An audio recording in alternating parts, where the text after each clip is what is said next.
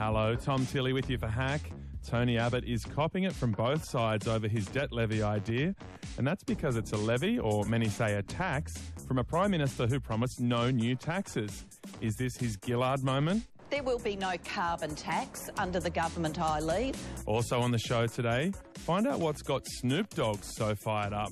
A message to the that own the Clippers, you redneck white bread chick.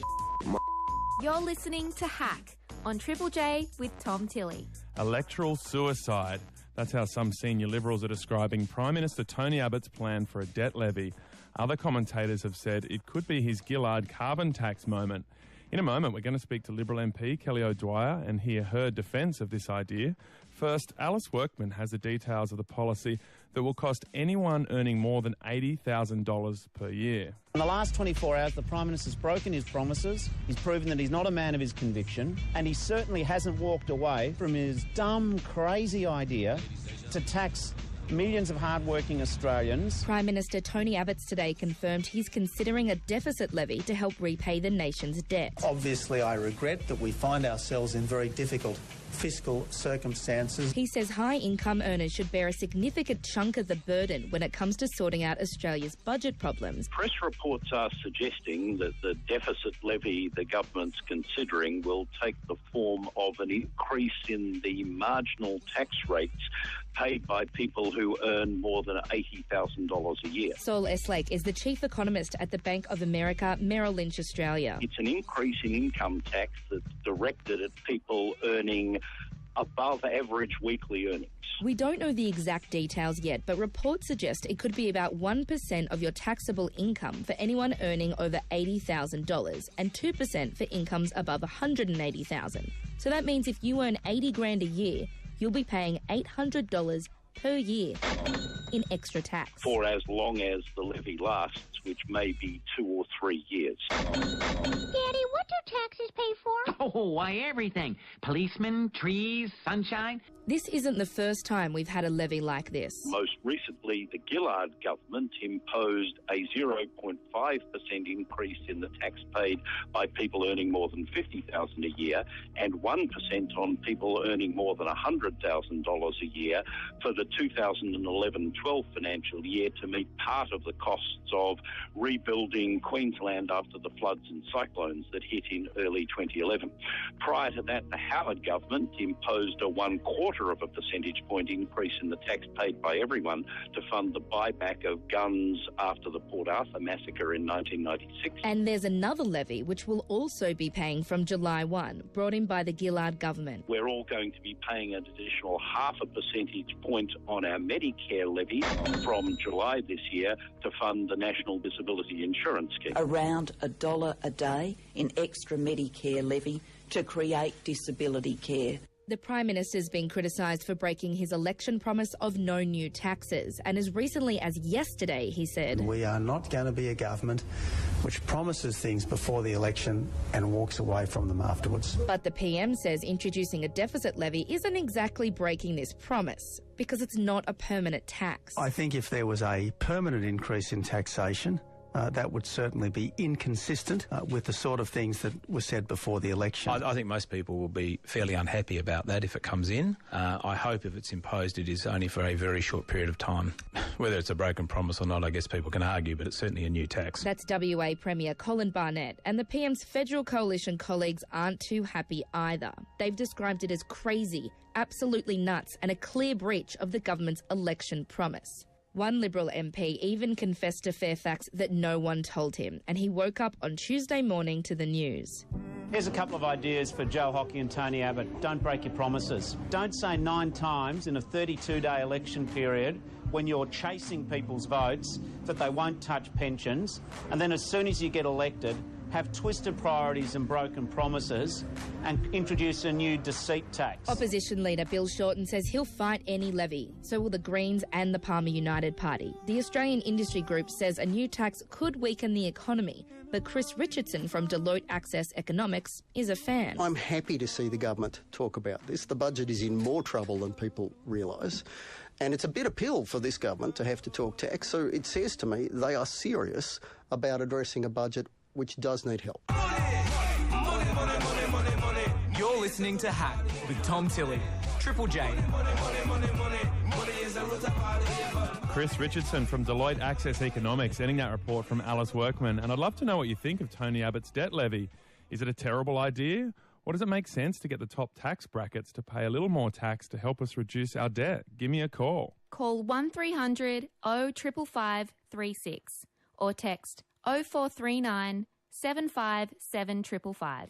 Someone on the text line says, I voted Liberal but won't again. I earn good money, but don't bite the hand that feeds you, Tony Abbott. Someone else says, I earn $80,000 a year. Would I be better off earning $79,000 a year?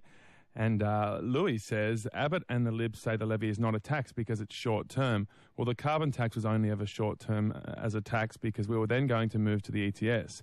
Didn't stop the dual liar campaign. What hypocrites. Well, in the Hack studio is Kelly O'Dwyer, Liberal MP for Higgins in Melbourne.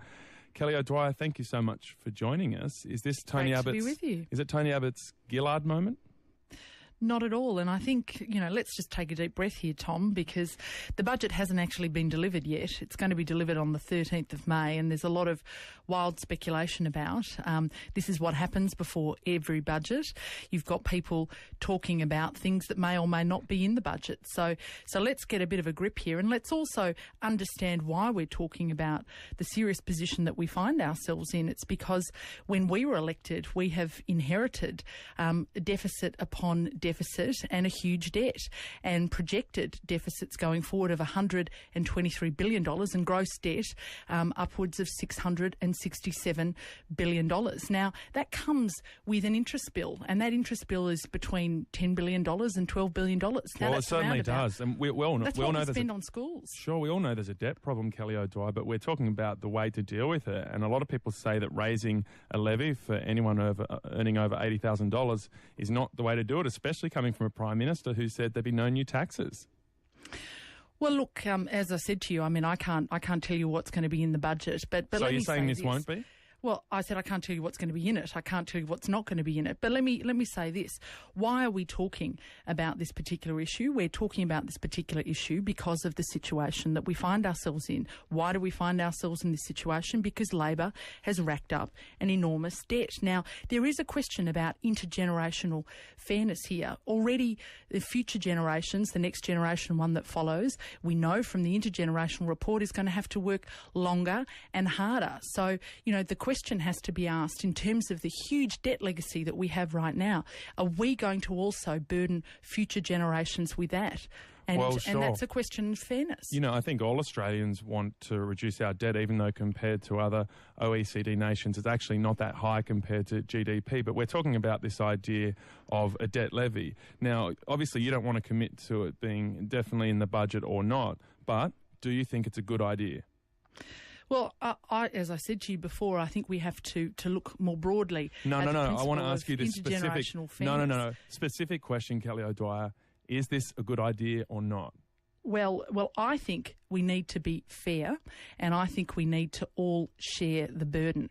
And I think that's what Tony Abbott and Joe Hockey have been talking about here, is making sure that everybody in Australia puts their shoulder to the wheel in order to share the burden of Labor's debt and deficits that they have left not only to this current generation but also to future generations. And let me just make this point, Tom, because you talked about how we compare to other countries, and the IMF, the International Monetary Fund, released a report just recently and said in terms of our net debt, we actually had the third largest increase from 2012 to 2013 amongst 17 advanced economies. Now that's, over and above a number of other countries, like Canada and the USA. Kelly, I think everyone listening right now is probably wondering if you're going to answer my question. Do you support this idea or not? Well, look, I'm not going to get into making commentary on what may be in or out of the budget. So I'm not, we can play this game if you like, Tony Tom, Abbott's but I'm not. He's had days to rule this out, and he hasn't. No, but and a lot of your other colleagues are commenting on this. Well, I'd love you to name them, but nobody actually rules anything in or out before the budget is finally delivered. But I think you're absolutely right. We do need to have a conversation about the debt and the deficit that we've inherited. And I think it's great that you're actually doing that on the program tonight. And I think it would be really good if Labor would actually come on and talk to you, Tom, and talk to your listeners about the burden that they've placed on the current generation and on future generations, and whether or not they're going to be part of the solution or whether they're going to pretend that there is no problem. Well, Kelly O'Dwyer, let's go to one right now. We actually have the Shadow Minister for Infrastructure, Anthony Albanese, joining us on the phone. Anthony Albanese, thanks for joining us. Good to be with you. Given that your government racked up the debt that Kelly O'Dwyer's talking about, do you have any grounds for criticising this idea from Tony Abbott? Look, this is rather pathetic, I think, talk about a debt levy. This is a deceit tax. They made it very clear during the election campaign, day after day, they went on about no new taxes. The truth is that there is no need for this. They inherited an economy that was strong. Kelly raised the issue of intergenerational issues. Well, I'll tell you what, two intergenerational issues. One is the economy. The fact is we intervened in the economy to make sure that people stayed in work, and that is one of the reasons why our economy is the envy of the industrialised world. We have a AAA credit rating. We have relatively low unemployment, low inflation, low interest rates.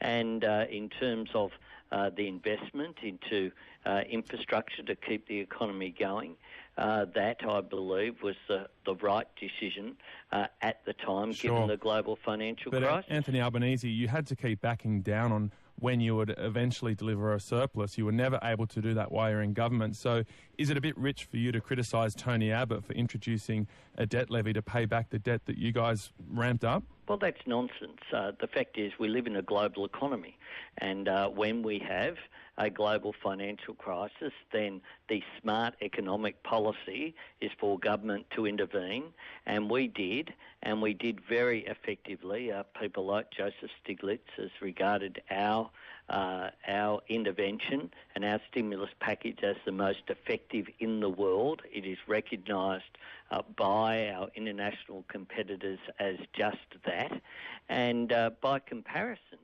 in terms of the now government, they're prepared to have this expensive paid parental leave scheme. They're prepared to introduce, if you talk about intergenerational issues, abandon action on climate change, but still have big subsidies for the big polluters. Anthony Albanese, someone's texted in saying Kelly O'Dwyer is spot on. What was Labor's plan for actually reducing the debt? Now, we've got a plan on the table here that's, potentially going to be delivered in the budget from Tony Abbott.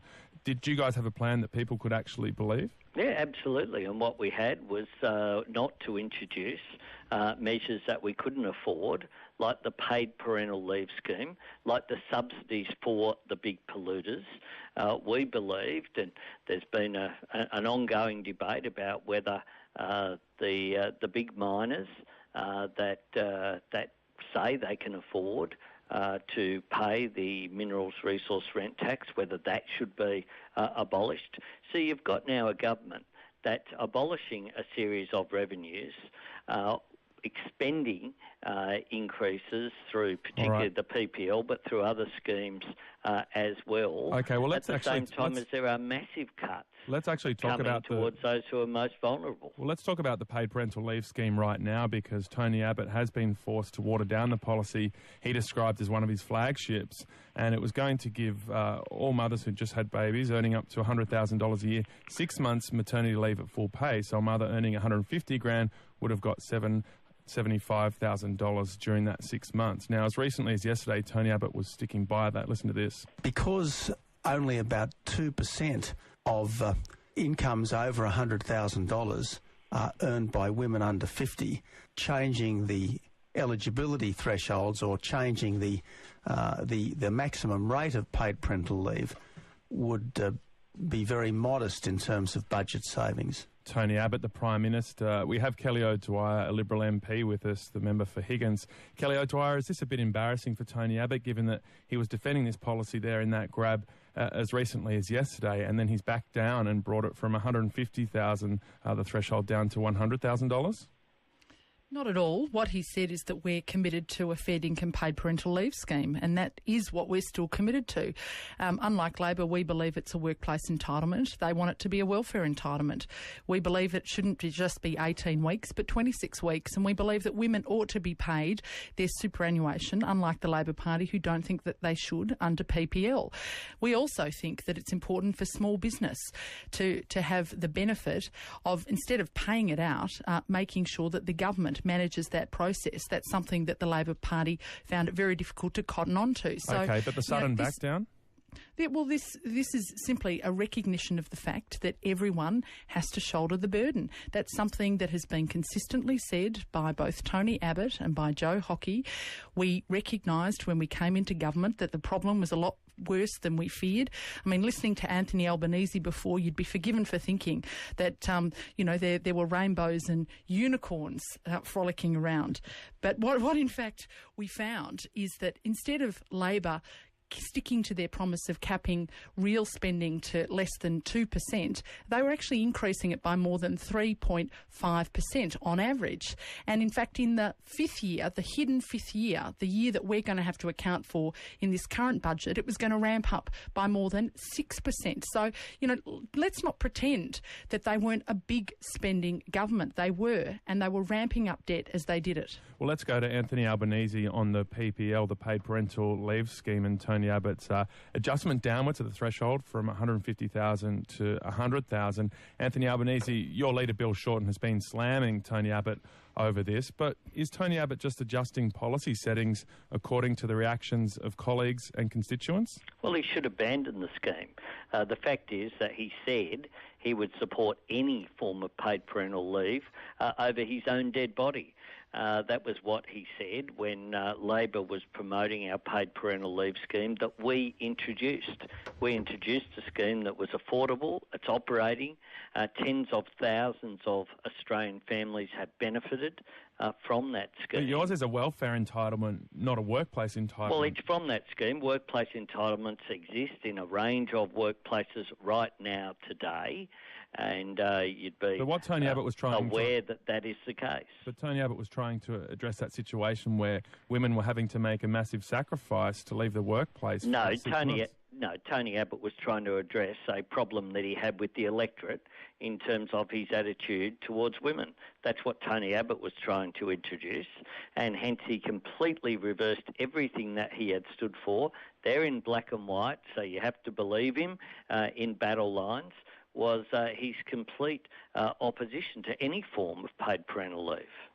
All right, you are listening to Triple J's Hack program, and that voice there you may know quite well is Anthony Albanese, Labor MP for Grandla in Sydney. We also have Kelly O'Dwyer, Liberal MP in the seat of Higgins in Melbourne, joining us for a debate today. Lots of news in federal politics, and let's just quickly finish by looking at the latest news in asylum seeker policy. And we could soon be sending asylum seekers to Cambodia. It was already understood that negotiations were taking place between the Australian and Cambodian authorities. But overnight it's been confirmed that there is an in-principle agreement in place with Cambodian authorities, although they're still studying the finer details. Now, Kelly O'Dwyer, are we doing this because the PNG resettlement program isn't working? Well, look, in terms of the Bali process, which we said we would commit to, we said we would work with neighbouring countries. And this is very much in line with that. I mean, I'm not aware of any further update on the status of our discussions with Cambodia, other than that was provided by the Minister after he visited Cambodia. And look, we'll continue to have discussions with our neighbours, including Cambodia, on these issues.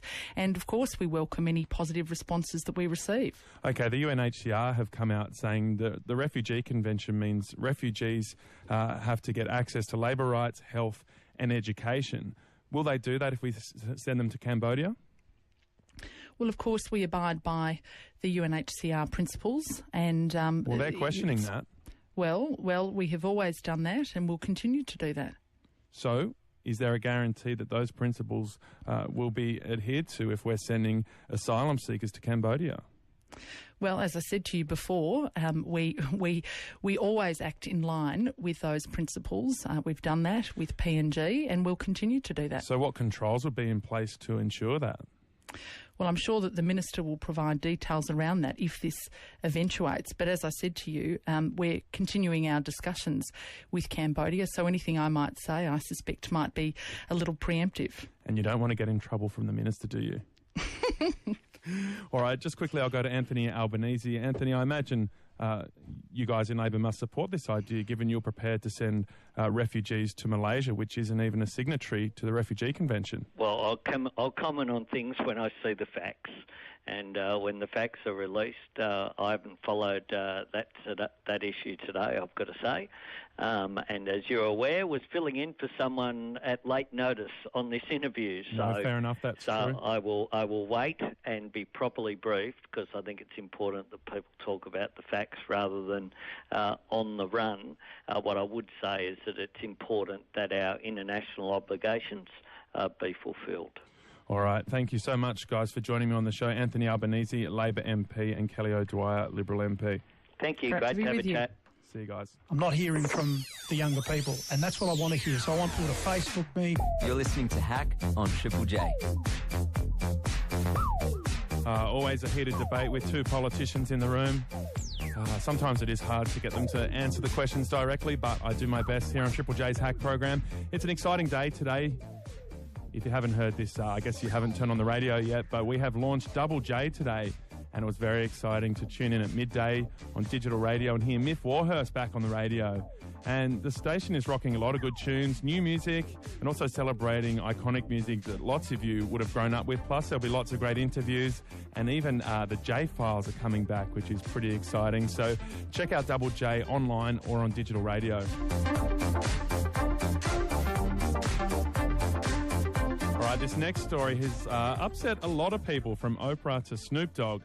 After a racist rant was caught on tape, the owner of the Los Angeles Clippers basketball team has been banned from the NBA and might be forced to sell his stake in the team.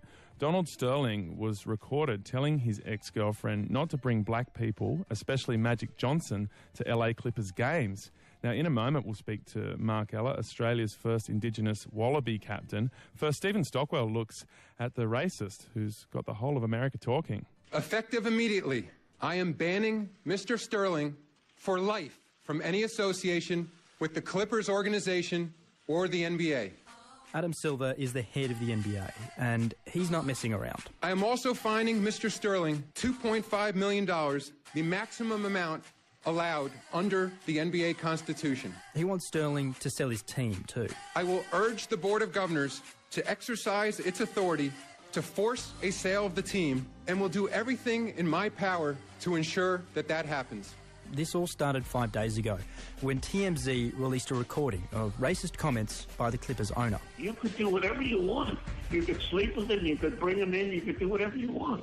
The little I ask you is not to promote it on that and not to bring him to my games. Donald Sterling was arguing with his former girlfriend, V. Stiviano, about photos that she'd posted. People call you and tell you that I have black people on my Instagram, and it bothers you. Yeah, it bothers me a lot that you want to broadcast that you're associating with black people. You can't understand how hurt I was, and also I was hurt for all African Americans and all minorities. Former basketballer Magic Johnson unwittingly ended up in the middle of this. It was V. Stiviano's photos with him that pissed off Donald Sterling.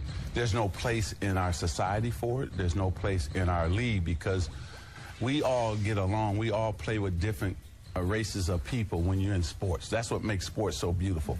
Things got pretty messy for the Clippers as well, because sponsors started pulling out. Companies like Red Bull and Samsung were among more than 10 that were turned off by Sterling's racist rant. And Magic Johnson wasn't the only person upset by it either.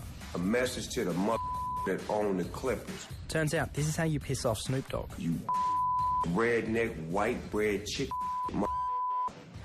You, your mama, and everything connected to you, you racist piece of you. Oprah was a little bit more diplomatic. Oh, I don't have any advice, but all I got to say is we're all off the plantation. Plantation days are over. Even Obama weighed in. When ignorant folks want to advertise their ignorance, you don't really have to do anything. You just let them talk, and that's what happened here.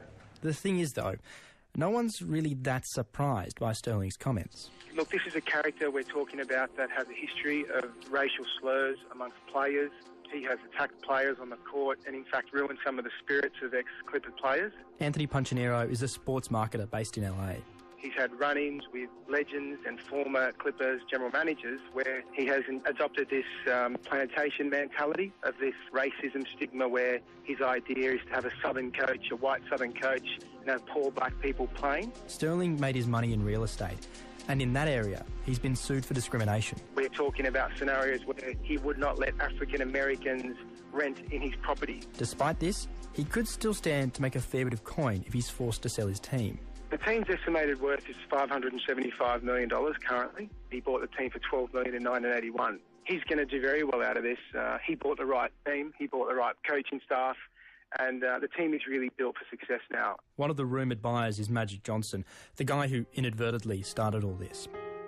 The drama doesn't seem to have thrown the Clippers, though. A couple of hours ago, they won their game against the Warriors, and there could even be a silver lining outside of all of this.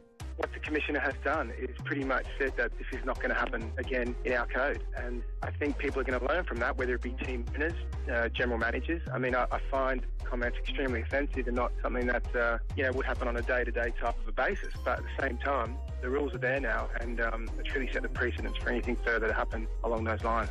Triple J, Hack with Tom Tilley.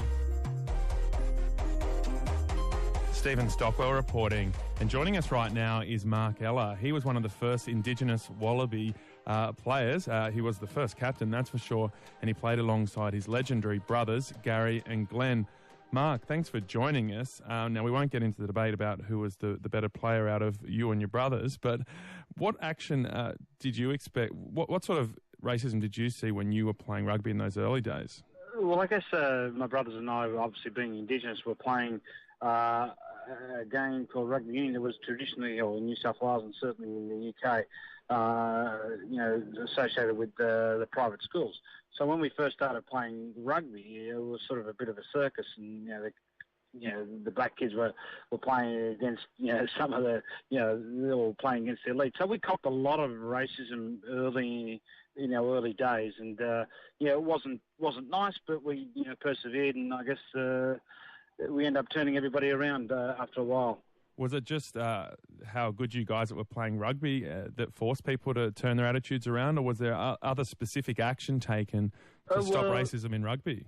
Well, in those days there was no, I guess the Australian Rugby Union wasn't that, sophisticated. I think they had a staff of about 5 or 6, so it's not like modern sporting organisations at the moment.